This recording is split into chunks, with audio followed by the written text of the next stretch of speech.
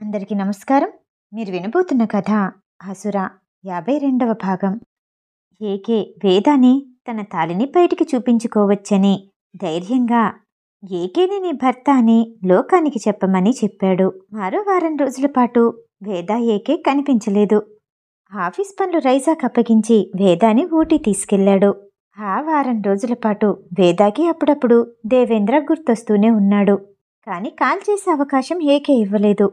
వేదాన్ని ఓ సెకను కూడా విడిచిపెట్టకుండా తన కౌగిట్లోనే బంధించేశాడు. కాని ఏకే పూర్తిగా సౌమ్యంగా మారిపోలేదు. అప్పుడప్పుడు తన మొండితనాన్ని, కోపాన్ని చూపిస్తూనే ఉన్నాడు. అతని వృత్తికి సౌమ్యత పనికిరాదు. అందుకే అతనిలో కొత్త కోణానికి వేద అలవాటు పడాలి అనుకున్నాడు. ఆఫీసు పనుల విషయంలో ఏదైనా అర్థం కానప్పుడు రైజా వేదాకి ఫోన్ చేస్తూనే ఉంది. రైజాని తప్ప వేదాతో ఎవ్వర్నీ మాట్లాడనిచ్చేవాడు కాదు ఏకే. రైజా కూడా ఆ ఇద్దరు భార్యాభర్తలుగా కొనసాగటాన్ని ఎంతో సంతోషించింది. రైజా కాల్ చేసిన ప్రతిసారి వేదాని ఏడిపిస్తూనే ఉంది. నేను ఫోన్ చేసి ప్రతిసారి మీ రొమాంటిక్ మూడ్ని పాడు చేస్తున్నానా? మీ హనీమూన్ మొత్తం డిస్టర్బ్ అవుతుందా? నవ్వుతూ అడిగింది రైజా. ఎప్పుడు అంతేనా? అదొదిలే, ఆఫీస్ విషయాలేంటి? ఎలా ఉందక్కడ? అడిగింది వేద. చూడు బేబీ, మనం లేకపోయినా సరే ఏ పనులు ఆగవు. దానంతటవి జరిగిపోతూనే ఉంటాయి. కాకపోతే ఆ పనులు చేయటానికి వేరే వ్యక్తి వస్తారు అంతే. కాబట్టి మనం లేకపోతే ఆ పని ఏమవుతుందోనని భయపడాల్సిన అవసరం లేదు. రిలాక్స్ అయిపో. ఉన్న నిమిషాలు ఏ టెన్షన్ పెట్టుకోకుండా ఎంజాయ్ చేయి. రైజా నవ్వుతూ చెప్పి కాల్ కట్ చేసింది. రైజాకి వేదాకి ల్యాప్టాప్ హ్యాక్ చేసిందెవరో తెలిసిన తర్వాత దాన్ని తమ బాస్కి చెప్పాలని అనుకోలేదు. ఆ తర్వాత ఎలాంటి ప్రాజెక్ట్లోని ఏకేకి నష్టం రాలేదు. మరో 3 రోజులు సంతోషంగా గడిపిన తర్వాత ఊటీ నుండి తిరిగొచ్చారు ఏకే, వేద. కొన్ని రోజుల వరకు వేదాని ఆఫీస్కి రావద్దని చెప్పాడు ఏకే. వేద ఈసారి ఎలాగైనా దేవేంద్రని కలవాలనుకుంది. శాలినీదేవి, దేవేంద్ర కలిసున్న ఫోటో చూసిన తర్వాత ఆమె మనసులో చాలా ప్రశ్నలు మొలకెత్తాయి. ఏకే ఆఫీస్కి వెళ్ళిన వెంటనే దేవేంద్రకి ఫోన్ చేసింది వేద. ఎక్కడ కలవాలనుకుంటున్నది చెప్పింది. కానీ నేను ఇంట్లో నుండి బయటికి వెళ్ళిన విషయం బాస్కి తెలిస్తే రాక్షసుడైపోతాడు. ఓ 2 నిమిషాలు ఆలోచించిన వేద ఏకేకి ఫోన్ చేసి నేనెప్పటి నుండో గుడికి వెళ్ళాలనుకుంటున్నాను. మొక్కు తీర్చుకోవాలి. మీకు రావటం కుదరదని తెలుసు. నేను వెళ్ళనా? ప్రేమగా అడిగింది వేద. ఆ ఇద్దరి కలయిక తర్వాత వేద మొదటిగా అడిగిన పర్మిషన్ అది. కాదనలేకపోయాడు ఏకే. డ్రైవర్ని పంపిస్తాను. నిన్ను గుడికి తీసుకెళ్లి విడిచిపెడతాడు. అక్కడి నుండి ఎక్కడికి వెళ్ళకూడదు. నీ మొక్కు అయిపోయిన తర్వాత మళ్ళీ ఫోన్ చెయ్యి, నేనొచ్చి తీసుకెళ్తాను చెప్పి కాల్ కట్ చేశాడు ఏకే. వేదాకి మనశ్శాంతిగా అనిపించింది. అనుకున్నట్టుగానే దేవేంద్ర కోసం గుడిలో ఎదురు చూస్తూ ఉంది వేద. చెప్పిన సమయానికంటే 2 నిమిషాలు ముందే వచ్చాడు దేవేంద్ర. నవ్వుతూ ఆమె ముందు నిలబడ్డాడు. మెట్టు మీద కూర్చున్న వేద అతన్ని చూడగానే చివ్వున లేచింది. అసలు మీరెవరు? నన్నెందుకు ఇలా ఇబ్బంది పెడుతున్నారు? ఏం చెప్పాలనుకుంటున్నారు? కోపంగా అంది వేద. నివేద, నన్ను మర్చిపోయారా? దేవేంద్ర మళ్ళీ నన్ను గుర్తు చేస్తూ మొత్తం విషయం చెప్పాలా? అన్నాడు దేవేంద్ర. నాకు మీరెవరో తెలీదు. మా బాస్ ల్యాప్టాప్ని హ్యాక్ చేశారు. ఆయన్ని ఇబ్బంది పెట్టాలనుకున్నారు. అంతేకాదు ఆయనకి ఇష్టమైన ప్రాజెక్టు కూడా పోయేలా చేశారు. ఎంత నష్టం వచ్చిందో తెలుసా? మీరే మంచివారైతే ఇలాంటి పనులు చేస్తారా? కోపంగా అడిగింది వేద. ఏ ప్రాజెక్టులో నష్టం వచ్చేలా చేస్తేనే మంచివాడిని కాదంటున్నారు. ఒకరి ప్రాణాలు తీసేవాడు. అలాంటప్పుడు ఏకే మంచివాడెలా అవుతాడు? తిరిగి ప్రశ్నించాడు దేవేంద్ర. అసలు ఆయన గురించి మీకేం తెలుసు? ఆయన గురించి మాట్లాడటానికి మీరెవరు? సొంత వాళ్ళైతే ఇలాంటివి చెయ్యాలనుకుంటారా? అసలు ఇన్నాళ్ళు మీరేమైపోయారు? ప్రశ్నించింది వేద. దేవేంద్ర ఏమీ మాట్లాడకుండా వేదాకి సాక్ష్యం చూపించాలి అనుకున్నాడు. తన పాకెట్లో నుండి మొబైల్ బయటికి తీసి ఏకే ఎవరితోనూ ఫోన్లో మాట్లాడుతున్న వీడియోని వేదాకి చూపించాడు. నేను చెప్పినట్టు చెయ్యి. నాకు అన్న సెంటిమెంటో అమ్మ సెంటిమెంటో ఏవీ లేవు. నేను గెలవటం ముఖ్యం. నాకు గెలుపు మాత్రమే కావాలి. ఏకే తన మనిషితో ఫోన్లో మాట్లాడుతూ ఉన్న వీడియో అది. ఇంత చూసిన తర్వాత కూడా వీడియో ఎడిట్ చేసిందని అంటావేమో. కానీ చూసావుగా, అది ఏకే గొంతు. ఏకేకిలాగా ఎవ్వరూ మాట్లాడలేరు. వేద ఆ వీడియోని మళ్ళీ రీప్లే చేసి చూసింది. ఏకే కొన్ని అక్షరాల్ని అందరిలా కాకుండా ప్రత్యేకించి ఒత్తి పలుకుతాడు. అందులో తన ప్రత్యేకత కనిపిస్తుంది. ఆ వీడియోలో మాట్లాడేది ఏకేనా అని ఖచ్చితంగా తెలిపేలా ఉంది. వేద పక్కనే ఉన్న పిల్లర్కి ఆనుకుని బాధగా కిందకి జారుతూ కూర్చుండిపోయింది. మళ్ళీ ఏదో గుర్తొచ్చిన దానిలా ఎక్కడో తప్పు జరిగింది, ఏదో అపార్థం జరిగింది. ఆ మాటలు బాస్వి అయ్యుండొచ్చు, కానీ సందర్భం వేరే అయ్యుండొచ్చు. ఇదంతా అర్థం చేసుకోకుండా మీరిలా ప్రవర్తించటమేం బాలేదు. వేద అనటంతో దేవేంద్ర విరక్తిగా నవ్వాడు. నేను మా అమ్మ దగ్గరే పెరిగాను. అయినా సరే మా అమ్మకి ఏకే అంటేనే చాలా ఇష్టం. అయినా సరే అమ్మంటే నాకు ప్రాణం. ఎన్నోసార్లు ఏకేని కలవటానికి నన్ను కూడా తీసుకుని వెళ్ళేది. కానీ మా నాన్న మీటింగ్లో ఉన్నాను, కుదరదు అంటూ పంపించేసేవాడు. ఏకే ఎక్కడికి వెళ్తున్నాడో తెలుసుకుని అక్కడికి వెళ్ళి దూరంగా ఉండే ఏకేని చూసేది. కానీ మా తాతయ్య అలా కాదు. ఏకేని ఇంటికి తీసుకురావాలని మొండి పట్టుపట్టాడు. ఎన్నో ప్రయత్నాలు చేశాడు. మా అమ్మ ఎన్నోసార్లు వదిలేయమని బ్రతిమాలేది. అయినా నువ్వు 6 నెలలు మా అమ్మతోనే ఉన్నావు. ఎంత ప్రేమగా ఉంటుందో నీకు తెలీదా? అలాంటి మా అమ్మ కన్న కొడుకు మీద ప్రేమ చూపించకుండా ఉంటుందా? ఏకే ఏ రోజు అమ్మని అర్థం చేసుకోవాలని అనుకోలేదు. కనీసం కలవటానికి కూడా ప్రయత్నించలేదు. దానికి బదులుగా మా ఇద్దరి మీద ద్వేషాన్ని పెంచుకున్నాడు. బాధగా దేవేంద్ర చెప్తూనే ఉన్నాడు. మీ ఇద్దరి మీద ద్వేషాన్ని పెంచుకోవటాన్ని నేను ఒప్పుకుంటాను. కానీ చంపేంత కోపం ఉందని నేను అనుకోవట్లేదు. వేద ఏకే తప్పు చేసుండడు అని బలంగా నమ్ముతూ దేవేంద్రకి సర్ది చెప్పడానికి ప్రయత్నిస్తూ ఉండగా దేవేంద్ర మరో ఆడియో వినిపించాడు. దేవేంద్ర ఏకేకి ఫోన్ చేసి, అమ్మ హాస్పిటల్లో ఉంది, ఒకసారి వచ్చి కలువు బాధగా అన్నాడు దేవేంద్ర. నువ్వింకా బ్రతికే ఉన్నావా? నాకు ఇంపార్టెంట్ మీటింగ్ ఉంది, రావటం కుదరదు. ఇక్కడికొచ్చి చూడు, నేనేం గెలిచానో నీకే తెలుస్తుంది. అదంతా వింటున్న వేదాకి గుండెలో బాధగా అనిపించింది. తట్టుకోలేకపోయింది వేద. బాధ తీవ్రత ఎక్కువై కాళ్ళు చేతులు వణికాయి. దేవేంద్ర పరుగున వెళ్ళి వేద కోసం మంచినీళ్లు తీసుకొచ్చి అందించాడు. వేద మంచినీళ్లు తాగి కుదుట పడ్డాక ఆమెకి అడుగు దూరంలో కూర్చుని, ఒకసారి ఆలోచించు, నీ విషయంలో ఎప్పుడైనా మనిషిలా ప్రవర్తించాడా? అంతెందుకు, పెళ్ళి ఎలా చేసుకున్నాడు? పెళ్ళైన తర్వాత 10 మంది ముందు భార్యగా చెప్పుకున్నాడా? నువ్వు చాలా మంచిదానివి వేద. నీ జీవితం ఒక మహారాణి జీవితంలా ఉండాలి. కొన్ని రోజులు నిన్ను భార్య అంటాడు, కొన్ని రోజులు పియ్య అంటాడు. ఒక బానిసలా అతని దగ్గర బ్రతుకుతున్నావు. నీకులాంటి వాళ్ళని భార్యగా పొందే హక్కు అతనికి లేదు అంటూ తలెత్తి వేదాన్ని చూసి చెప్పాలా వద్దా అని ఆలోచిస్తూనే, అసలు నిన్నెందుకు పెళ్లి చేసుకున్నాడో నీకు తెలుసా? నా మీద పగ తీర్చుకోవటానికి. నా కోసం చూసిన అమ్మాయిని ఎలాగైనా చేసుకుని నన్ను బాధ పెట్టాలనుకున్నాడు. ఆ మాట వినగానే వేద ఆశ్చర్యపోయింది. శాలిని మనసులో ఇలాంటి కోరికుందని ఆమెకి తెలీదు. అంతేకాకుండా దేవేంద్రతో కలిసి బ్రతకటం అనేదాన్ని ఊహించుకోలేకపోయింది వేద. సారీ, ఇదంతా నీకు చెప్పుండాల్సింది కాదు, బాధగానే చెప్పాడు దేవేంద్ర. కానీ ఈ పెళ్లికి నేను ఒప్పుకున్న తర్వాతే చేసుకున్నారు. ఆయన ఎలా అయినా చేసుకుని, కానీ నన్నిప్పుడు భార్యగా ఒప్పుకున్నారు ఆలోచిస్తూ అంది వేద. భార్యగానా? నువ్వు తప్పుగా అర్థం చేసుకుంటున్నావు నివేద. ఒక ప్రాజెక్ట్ని ఎలా అయితే పొందుతాడో నా మీద గెలిచినట్టుగా ఉన్న ఒక విజయానివి నువ్వు. అతని పక్కన నువ్వు ఉండాలి. అదే అతని విజయానికి గుర్తు. అంతే. పెళ్ళైన తర్వాత ఆడపిల్లలకి తామిద్దరితో పుట్టిన బంధం కావాలనుకుంటారు. అలాంటి ఆశయం మగవాళ్ళల్లో కూడా ఉంటుంది. కానీ ఏకే అలా అనుకోడు.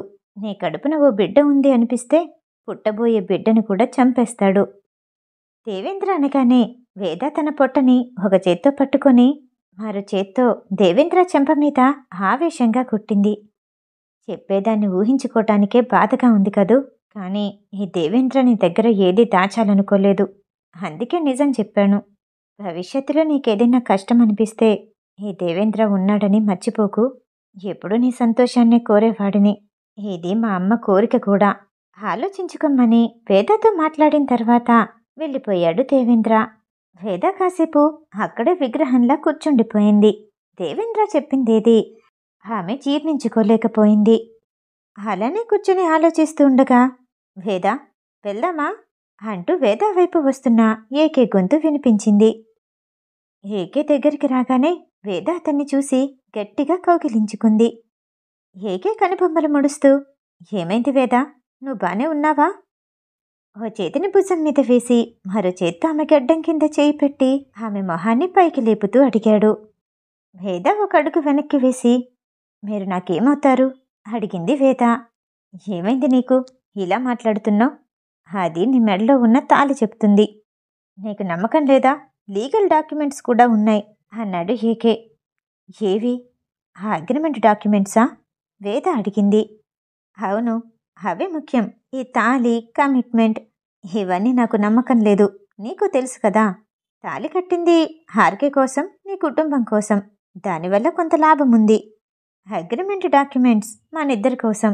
ఈ నిమిషం మనమిద్దరం కలిసి ఉన్నాం. దానికోసం ఇప్పుడు ఇదంతా ఎందుకు? అడిగాడు ఏకే. అలా అనుకున్నప్పుడు ఎందుకు? తాళిని ఎవ్వరికీ కనిపించకుండా లోపల దాచిపెట్టుకోమన్నారు. ఎవరికైనా చూపిస్తే మీకు ఇబ్బంది ఏంటి? అందరికీ మీ భార్యనని తెలిసిపోతుందనా? ప్రాఫిట్ కోసం మాత్రమే నన్ను చేసుకున్నారా? వేద ఏకేని చూస్తూ చిన్నగా అడిగింది. అదంతా ఇప్పుడెందుకు? నీ ప్రేమని నా కోసం అంగీకరించాను. ఏకే చెప్పిన సమాధానం వేదాకి ఇబ్బందిగా అనిపించింది. అతను చెప్పిన ప్రేమలో అతను మాత్రమే ఉన్నాడు. అతని సంతోషం, అతని లాభం. నిన్ను ప్రేమిస్తున్నానని, నువ్వంటే నాకిష్టమని ఎప్పుడూ చెప్పలేదు. ఈ నిమిషం కూడా నువ్వు చూపించే ఆ ప్రేమ నాకిష్టం కానీ నువ్విష్టమని అనట్లేదు. అంటే ఈ ప్రేమ చూపించకపోతే నన్ను విడిచిపెట్టేస్తాడా? ఆకాశంలోని మేఘాల్లా వేద ఆలోచనలు ఎక్కడికో పరిగెడుతున్నాయి. వేద ఏం మాట్లాడకుండా నిశ్శబ్దంగా ఉండటం చూసి, ఓకే చెప్పు, నా బిజినెస్ అన్నిట్లోని నేను నా పార్ట్నర్గా చేసుకోనా? నా ప్రాపర్టీస్లోని సగం నీ పేరు మీద రాయినా? అడిగాడు ఏకే. నాకవన్నీ వద్దు. నాకు మీ ప్రేమ కావాలి. జీవితాంతం అదే ప్రేమతో మీరు నాతో కలిసి ఉండాలి. వేద అంటూ ఉండగా ఏకే ఓ అడుగు ముందుకు వేసి ఆమె బుగ్గ మీద ముద్దివ్వబోయాడు. అతని ఛాతి మీద చేతిని వేసి అక్కడే ఆపేసింది వేద. ఏకేకి ఓపిక నశించింది. అప్పటి వరకు గుప్పెట్లో పట్టుకున్న కోపం ఒక్కసారిగా బయటికి వచ్చింది. అసలు నీకేం కావాలని కోరుకుంటున్నావు? డైరెక్ట్గా చెప్పు, కోపంగా అడిగాడు ఏకే. నేను నిజం కోరుకుంటున్నాను. మనిద్దరి మధ్య ఉన్న సంబంధానికి అర్థమేంటి? వేద ప్రశ్నిస్తూ ఉంటే ఏకేకి కొత్తగా అనిపించింది. ఇలా జరుగుతుందని, ఇలా ప్రశ్నిస్తుందని ఊహించలేదు ఏకే.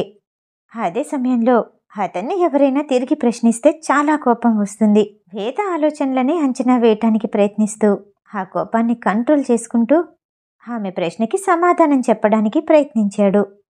ఈ ప్రపంచంలో ఎవరితోనైనా కలిసుండాలని అనుకున్నానంటే అది నీతోనే. నన్ను డిస్టర్బ్ చేసింది నువ్వే. నన్ను జాగ్రత్తగా చూసుకుంటావు, అందుకే నీతో కలిసి ఉండాలనుకున్నాను.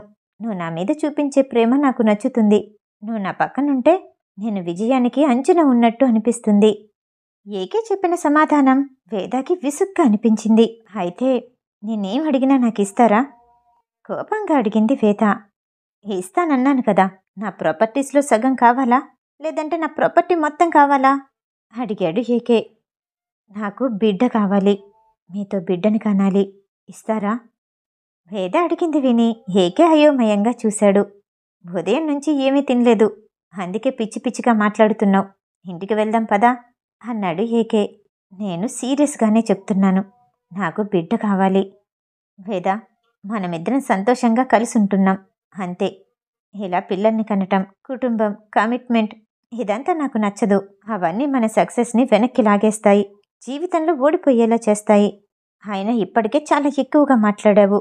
ఒక్కరోజు ప్రేమను చూపించి దగ్గరికి తీసుకోమని చెప్పావు. ప్రేమగానే నిన్ను దగ్గరికి తీసుకున్నాను. ప్రేమ లేకుండా ఎలా అయితే ముట్టుకోవద్దన్నావో ప్రేమించే దగ్గరకొచ్చాను.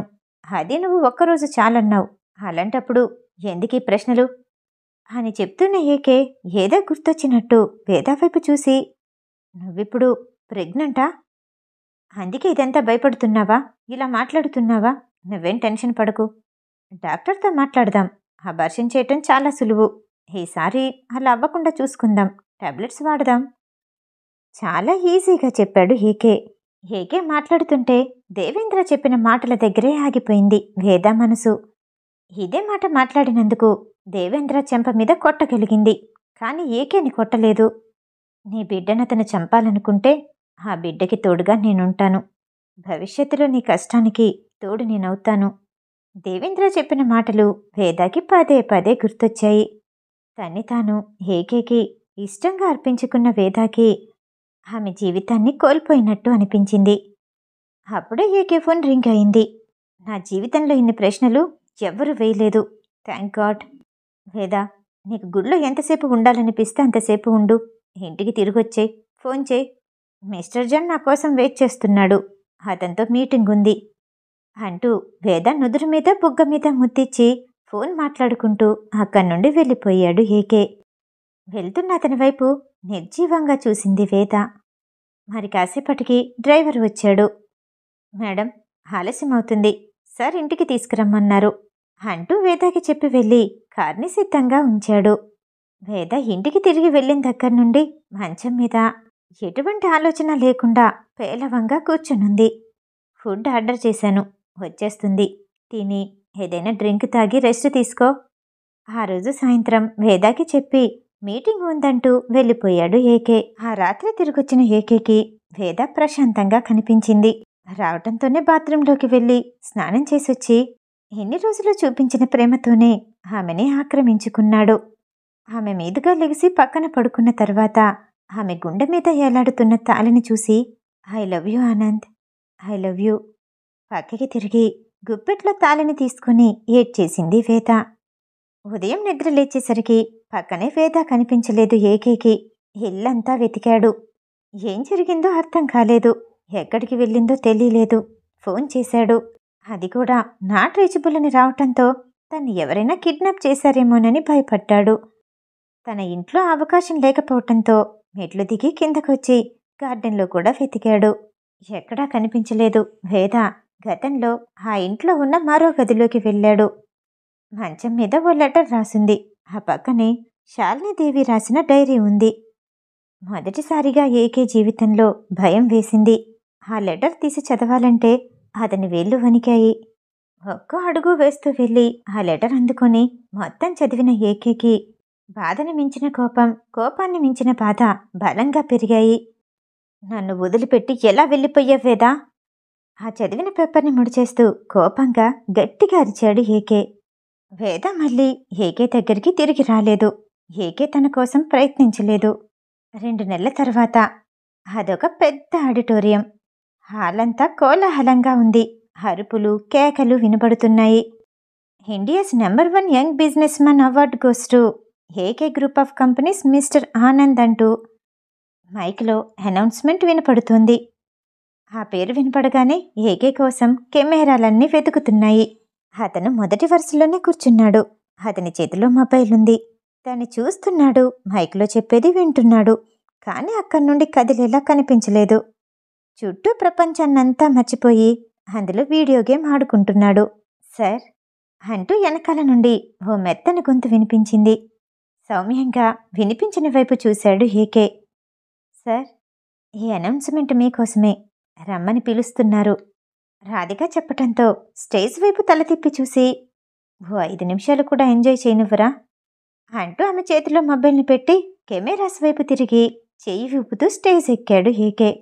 ఎలాంటి సంకోచం లేకుండా ఆనందాన్ని అరుస్తున్న ప్రతి ఒక్కరికి, గాల్లోనే ఆడపిల్లలందరికీ ముద్దుల్ని విసిరేస్తున్నాడు ఏకే. ప్రస్తుతం ఉన్న ఏకే చాలా కొత్తగా కనిపించాడు. ఎప్పుడు సింగిల్ ఫోటోకి కూడా పోజ్ ఇవ్వని ఏకే ఇప్పుడు పేపర్ల నిండా అతని ఫోటోలే కనిపిస్తున్నాయి. ఎప్పుడు కోపంగా చూసే ఏకే ఇప్పుడు నవ్వుతూ కనిపిస్తున్నాడు. గత నెలగా ఇండియాలో ఉన్న ప్రతిష్టాత్మక ఛానళ్లన్నిటికీ ఇంటర్వ్యూ ఇచ్చాడు. ఆ రోజు ఉదయం కూడా ఇండియాస్ టాప్ 10 రిచెస్ట్ మ్యాన్గా అవార్డు పొందుతున్నందుకు ఇంటర్వ్యూ ఇచ్చాడు. అవార్డు తీసుకుని మెట్లు దిగి కిందకొస్తున్న ఏకేకి ఓ పక్కగా అమ్మాయి కనిపించింది. నాతో సెల్ఫీ దిగాలనుకుంటున్నావా అడిగాడు ఏకే. ప్రపంచాన్నంతా గెలిచినంత సంబరంగా అనిపించింది ఆ అమ్మాయికి. ఇట్స్ మై ప్లెజర్ సార్ అని పరిగెత్తుకుంటూ వచ్చింది ఆ అమ్మాయి. కొంచెం దూరంలో ఉన్న రాధికని పిలిచి ఆమె చేతికి అందించిన మొబైల్ని తీసుకున్నాడు ఏకే.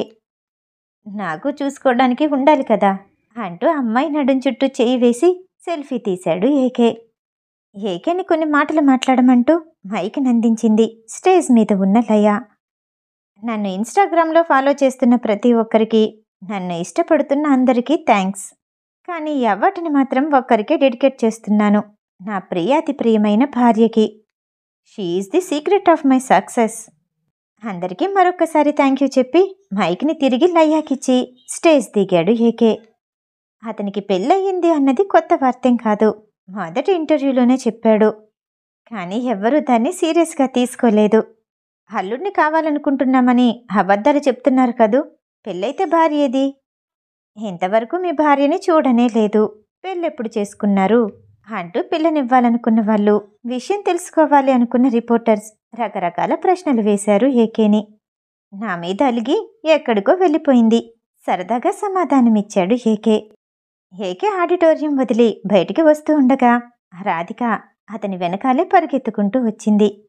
వెనక్కి తిరిగి ఆమె వైపు చూసి చిన్నగా నవ్వి, చూడు రాధి, మనం తొందరగా వెళ్ళి చేసేదేం లేదు.